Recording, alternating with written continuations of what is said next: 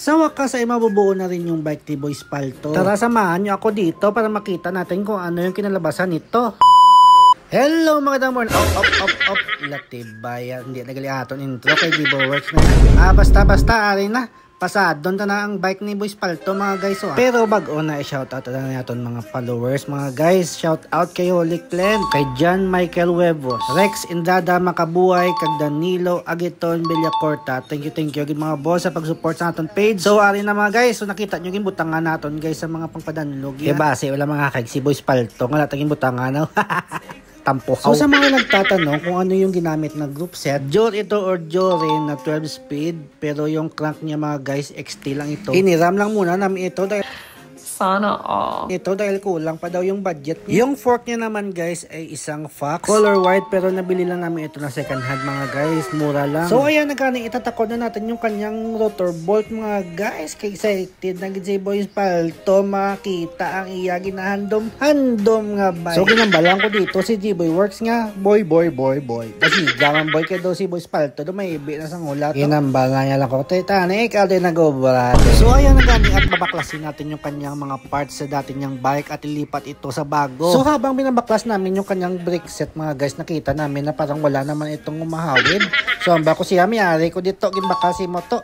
Pero baydan mo lang inalis nila baya joke lang pero gimbakalan ni guys sa Shopee. Abi kay testingan tapos kapisgaw may kung nami. Boka nami. Quality gid basta si Mano. So ayan na gani mga guys dahil nadudugayan ako sa pag-ubra nila. Bako ako naman di pa ubra niya bedo kadugay gina si Mano. Latibaya duwa pa lang kaliso duga tulo na ako balas. A few moments later. Sa wakas ay nakakas ko rin yung Bilatibay na bolt niya pinalitan natin ng race space ni Bilatibay kampiyon gidyaw. Bako manamian siguro bilis kadon to right nan. Ano magalibog kani pandis ako naga. Sa sobra ko ka-excited mga guys, nakalimutan ko na kailangan pala na halogin ito para malagay yung handlebar niya. Daw ako paya excited kisa kay Boy Spalto. So ayan na at ilalagay na natin ito. Bilang taon tabi gitsuya bebe. Bilatibay daw sunga karabaw.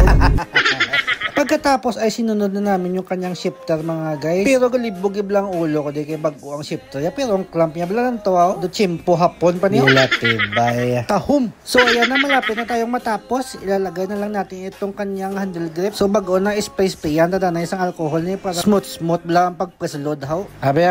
Pakita sila ko ano ka smooth. Bilatibay na. Nice. Oh my God! Wow! Amo na iya. Okay rin ko ba? O, aray na nga iya final ko. Lantawan nyo ah.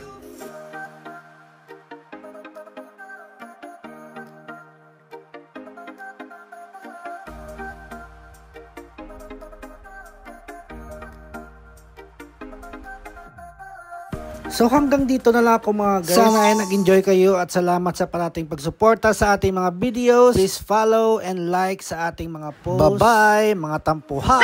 Latabaya.